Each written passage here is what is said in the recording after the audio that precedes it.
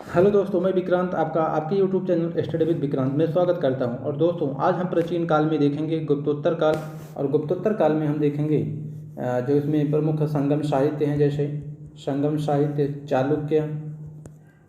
चालुक्य और हर्षवर्धन है। इसमें भी हर्षवर्धन है।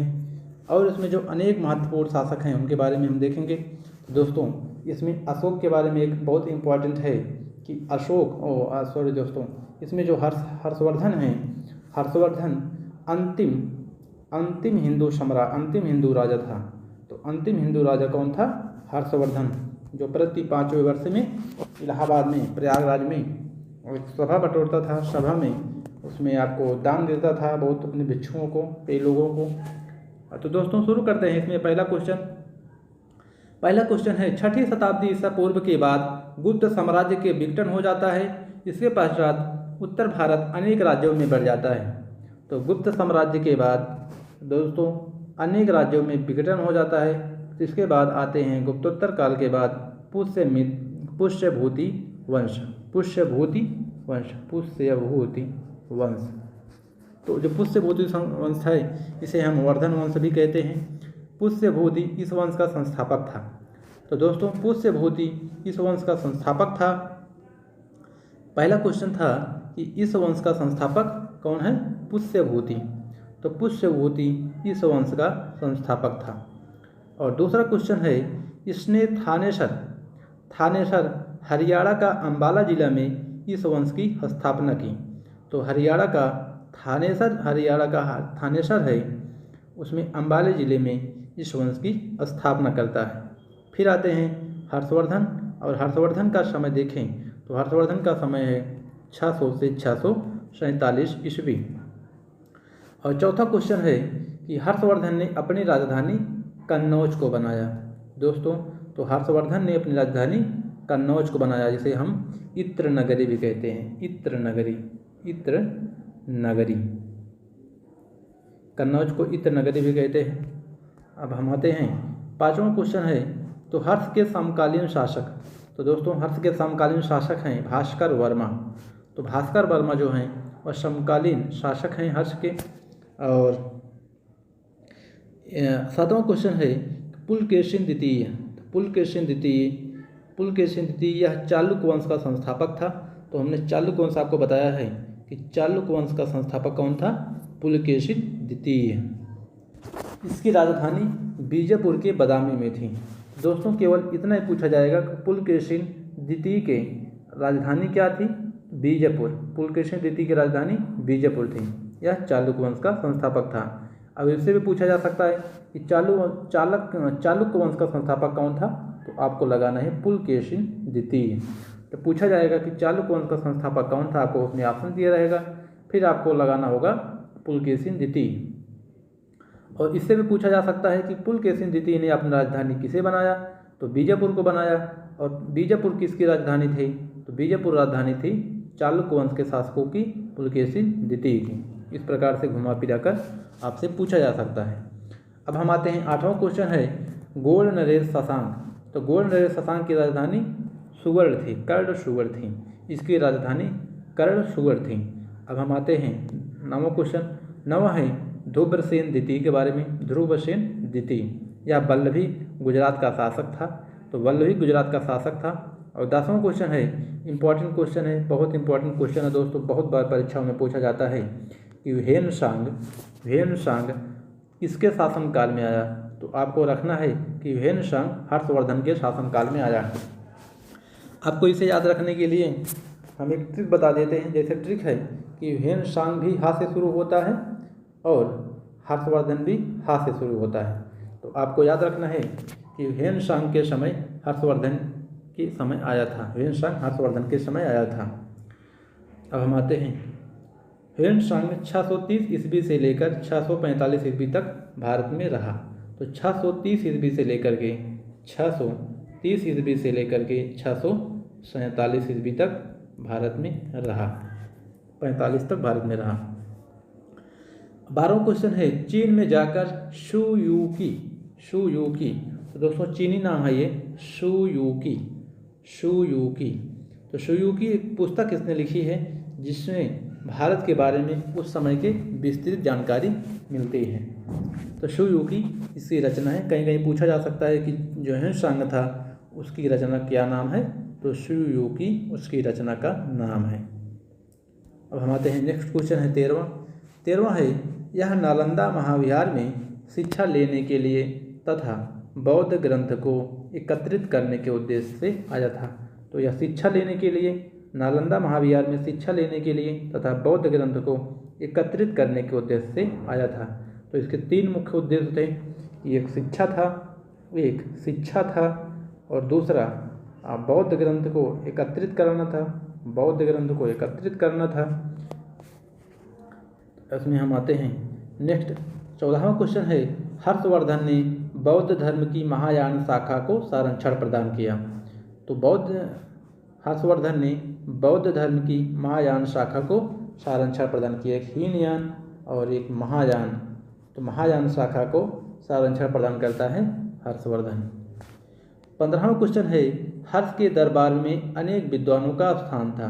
तो जो इनके विद्वान थे उनको देख लेते हैं। एक है बाणभट्ट और एक है मयूर। तो बाणभट्ट आपको जानते ही होंगे, बाणभट्ट प्रसिद्ध हैं कवि है, और आप जानते हैं कि मयूर भी हैं। और बाणभट्ट हर्षवर्धन का दरबारी कवि था जिसने हर्षचरित तथा कादम्बरी की रचना की। तो कादम्बरी की और बाणभट्ट ने की रचना की कादम्बरी की। तो कादम्बरी की रचना किसने की? हर्षवर्धन ने, और हर्षचरित की भी रचना की। तो दोस्तों ये पूछा जाता है, कादम्बरी बहुत बार पूछा गया है कि कादम्बरी की रचना किसने की। तो आपको राइट आंसर देना है कि कादम्बरी की रचना करने वाले बाणभट्ट हैं। बाणभट्ट किसके शासनकाल में थे? तो हर्षवर्धन के शासनकाल में थे। 17वां क्वेश्चन है, मयूर ने सूर्य शतक की रचना की। मयूर ने, जो दूसरे कवि हैं उनका नाम है मयूर ने सूर्य शतक की रचना की। तो मयूर ने सूर्य शतक की रचना की।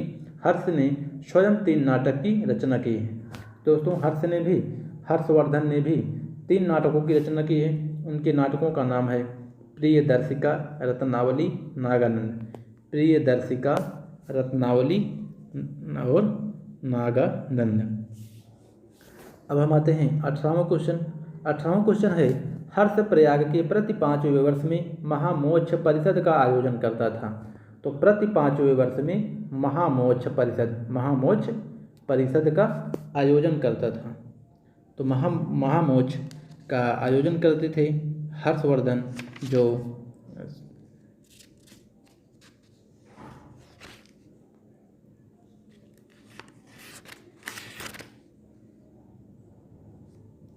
हम आते हैं नेक्स्ट क्वेश्चन है 19वां है, हर्ष को भारत का अंतिम हिंदू सम्राट कहा जा सकता है। हर्ष को अंतिम हिंदू सम्राट कहा जा सकता है। तो दोस्तों हर्ष के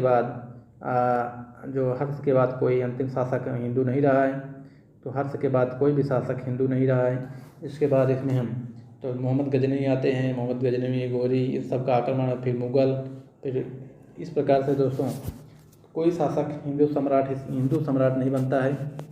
इसके बाद अब फिर आते हैं 20वां है, नालंदा महाविहार। हर्ष के समय नालंदा महाविहार, जिसकी स्थापना गुप्त शासक कुमारगुप्त प्रथम ने की थी, महायान बौद्ध शिक्षा का प्रमुख केंद्र था।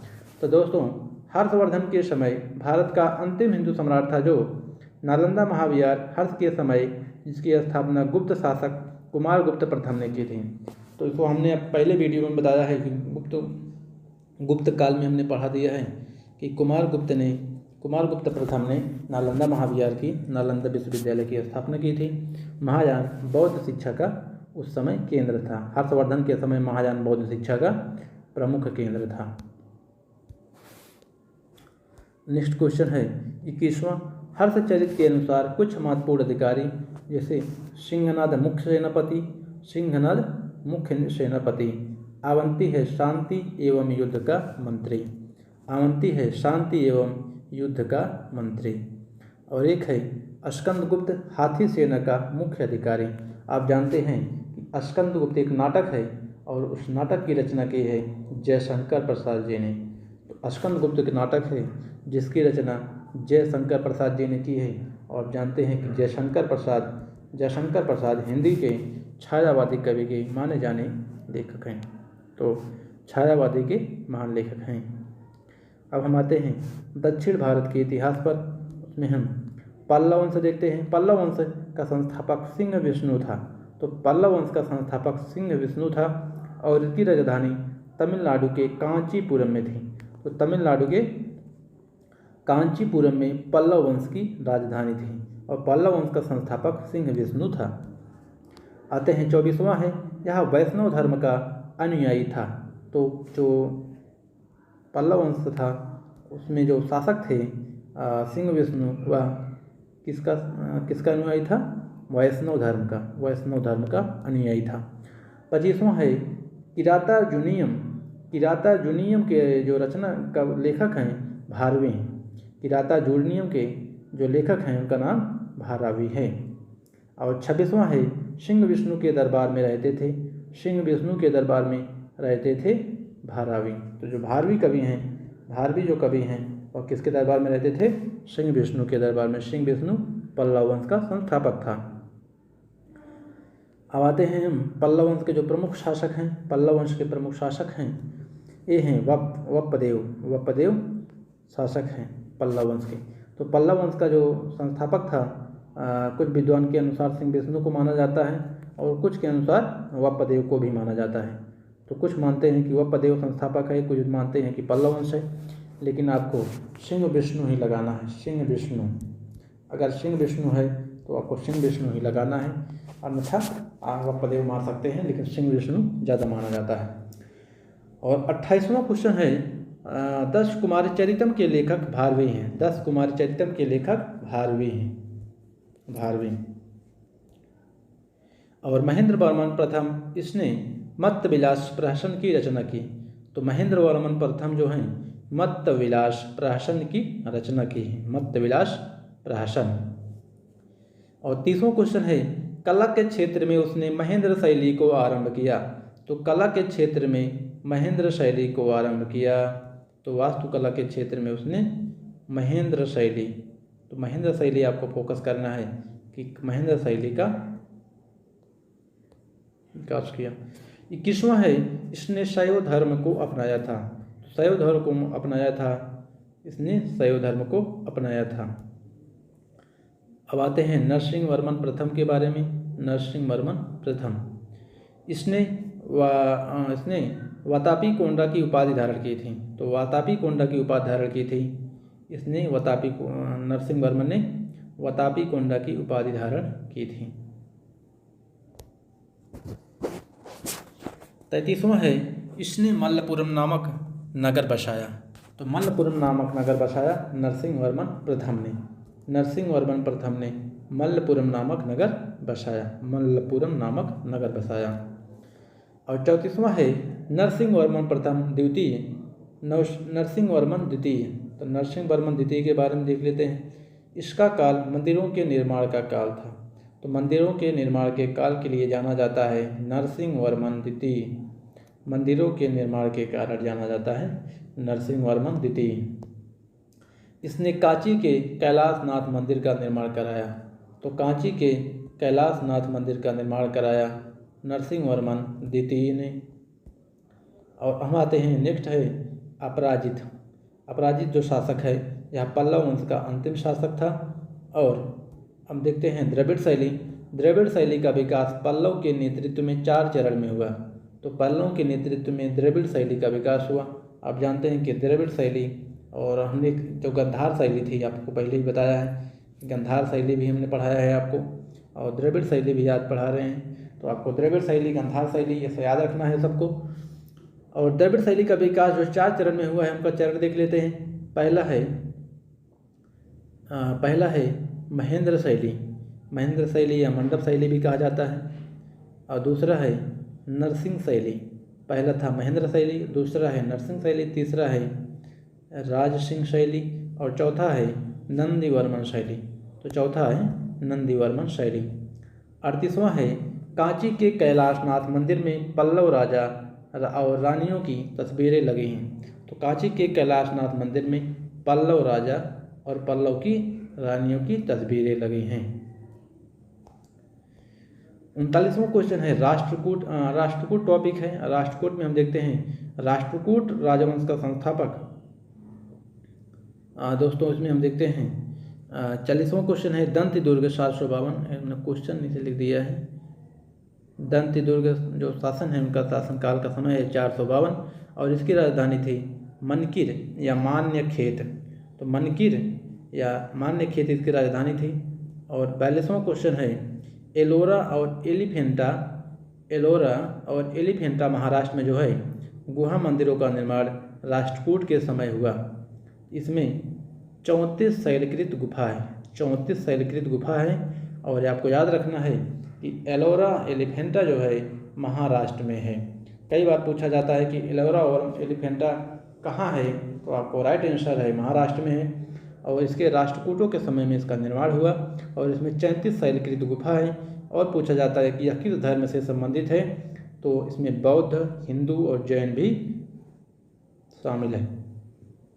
तो बौद्ध, हिंदू और जैन भी शामिल हैं। अब इसमें हम नेक्स्ट टॉपिक देखते हैं। नेक्स्ट टॉपिक है चौहान वंश और इस वंश का संस्थापक था वासुदेव। तो इस वंश का संस्थापक वासुदेव थे। जो चौहान वंश है इसके संस्थापक थे वासुदेव।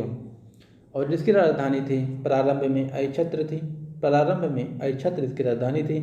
चंद्रवर्देय पृथ्वीराज तृतीय का राजकवि था। तो चंद्रवर्देय पृथ्वीराज तृतीय का राजकवि था चंद्रवर्देय। और दोस्तों तराइन का प्रथम युद्ध 1191 में हुआ।